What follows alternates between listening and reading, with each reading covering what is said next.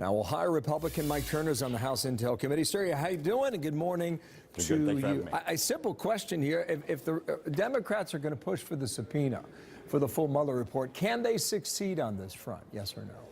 Well, there have been courts that have held redactions, not providing Congress all of the information when that information shows sources, means, and methods, techniques that would put our national security at risk and in the processes of investigation. So it's possible that the report would be redacted. I think the greater danger here, though, is that portions of the report being released to Congress and not being made public.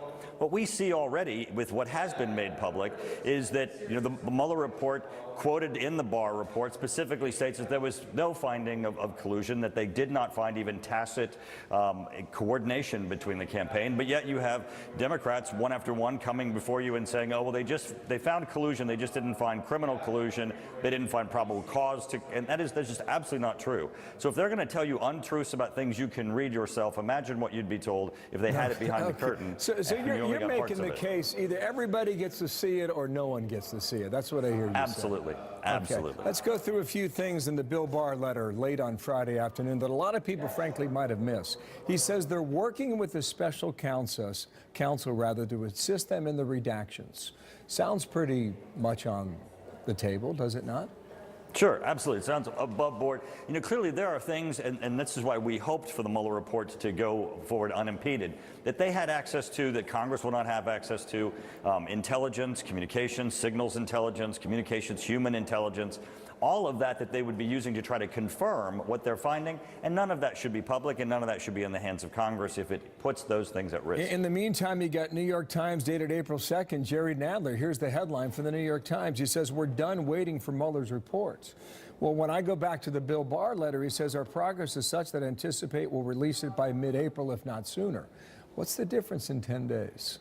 Is there one? Well, the difference is this. The Democrats are trying to paint a picture that there are Republicans who are preventing this from becoming public. We all went to the House floor and unanimously voted for the Mueller report to become public. But yet, even so, the very next day, you had Nancy Pelosi saying that the Republicans are trying to prevent this from being released. It's absolutely not the case. This is normal processes. Everybody wants as much of this information out there because the risk is just too great for people like Adam Schiff and his minions to tell you things that are not true about information that's behind closed doors. I don't know if you caught this in the last hour or not. Here's the tweet from the West Wing. There is no amount of testimony or document production that can satisfy Jerry Nadler or shifty Adam Schiff. Is now time to focus exclusively on properly running our great country. That from the president. Then I go back to the Barr letter, who says there are no plans to submit the report to the White House for a privilege review. What does that tell you?